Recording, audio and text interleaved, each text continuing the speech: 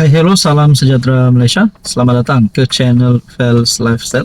Tonton bapak yang saya hormati, baru-baru ini kita dikejutkan dengan salah satu nama pemimpin yang memang terkenal, yang pernah menjadi Menteri Keuangan, kini menjadi Menteri Ekonomi. Tidak lain dan tidak bukan Tengku Zafrul Tengku Abdul Aziz. Baru-baru ini ada berita tentang beliau. Kabar angin lah, kata beliau keluar BN lah, beliau sepatutnya stay dalam barisan nasional lah. Jadi banyak macam-macam lah komen tentang status Tengku Zafrul. Tapi ini satu tulisan yang menggemparkan, berkata jika ingin kekal menteri, Tengku Zafrul kena masuk PKR sebelum November ini. Ini satu gesaan kepada Tengku Zafrul untuk menyertai parti Anwar Ibrahim.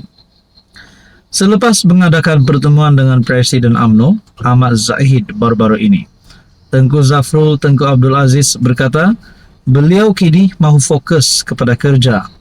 Tetapi tidak pula dinyatakan sama ada fokus kepada kerja itu, beliau masih mahu kekal dalam UMNO atau tetap dengan perancangannya ingin menyertai PKR.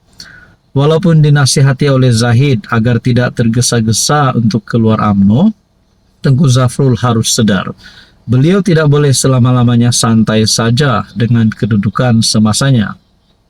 Beliau harus berbuat sesuatu, kerana kerjaya politiknya terikat dengan bingkai masa.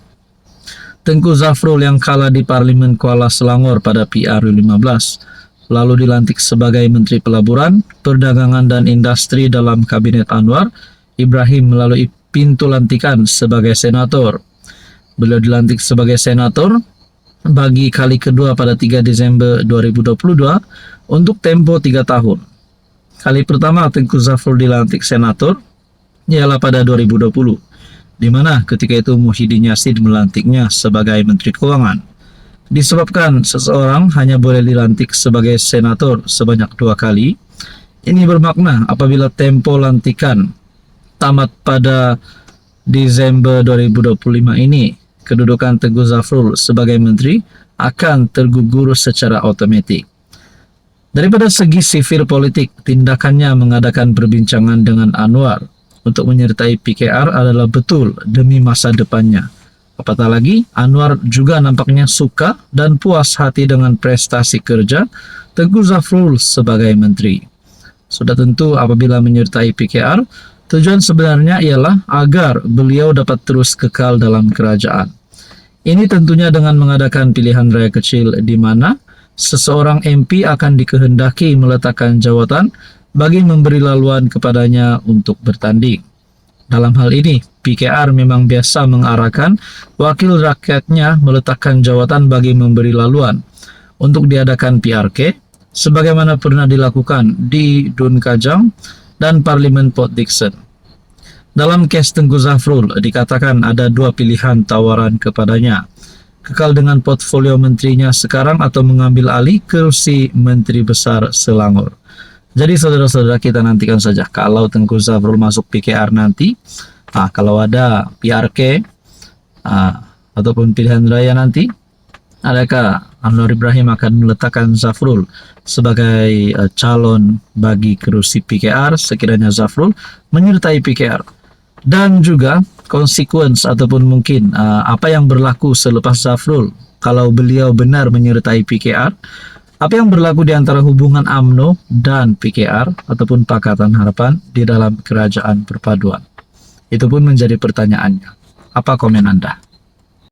Hai, hello, salam sejahtera Malaysia. Selamat datang ke channel Fels Lifestyle. Terima kasih kerana terus setia dan terus bersama di dalam channel ini. Oke, baik, tuan-tuan dan puan, saudara-saudara yang saya amat hormati. Sebelum kita mulakan isu panas kita hari ini, isu panas hari ini adalah berkaitan dengan pengehadan tempo jawatan Perdana Menteri. Oke, saudara-saudara, di sini saya ada selitkan beberapa jenis produk. Anda boleh lihat produk mana satu yang sesuai dengan Anda, yang ngam di hati, yang ngam di mata Anda. Bolehlah pilih-pilih macam mana nak order, order macam biasa, tekan saja produk tu, order macam dekat Shopee. Saudara-saudara, berkaitan dengan had jawatan Perdana Menteri, ini pengakuan Anwar Ibrahim yang pasti mengejutkan semua pemimpin politik di Malaysia, terutama kepada mereka yang pernah menjadi Perdana Menteri, dan terutama kejutan buruk untuk Tun Mahathir rasanya. Ini mungkin satu teguran Anwar ataupun satu kejutan daripada Anwar. Setuju had jawatan PM kepada 10 tahun. Kalau 22 tahun boleh rosak negara, kata Anwar Ibrahim. Seperti yang kita tahu, Perdana Menteri sebelum ini, Perdana Menteri sebelum ini, antara yang paling panjang tempoh menjadi PM adalah Tun Mahathir.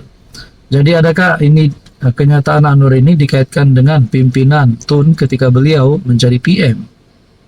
Saudara-saudara, memang Anwar Ibrahim sah letak jawatan, akan letak jawatan sebagai Perdana Menteri. Tapi persoalannya bila, bukan hari ini, tetapi memang sah Anwar akan letak jawatan.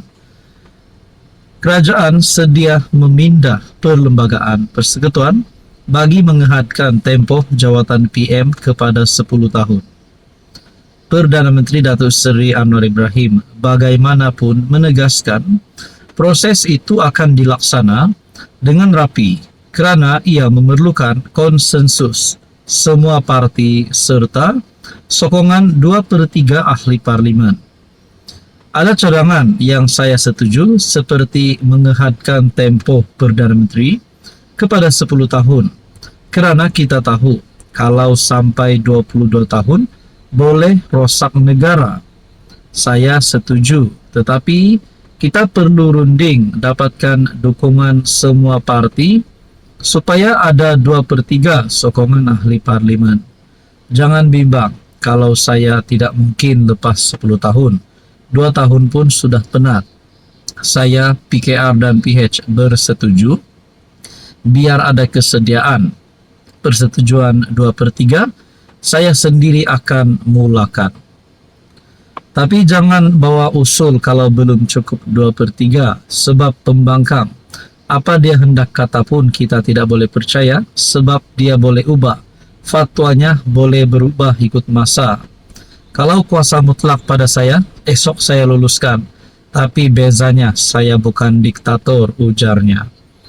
Terdahulu Lok dalam ucapan berharap kerajaan dapat memindah perlembagaan persekutuan bagi menghadkan tempoh jawatan PM kepada 10 tahun. Berkaitan dengan ini, apa komen anda?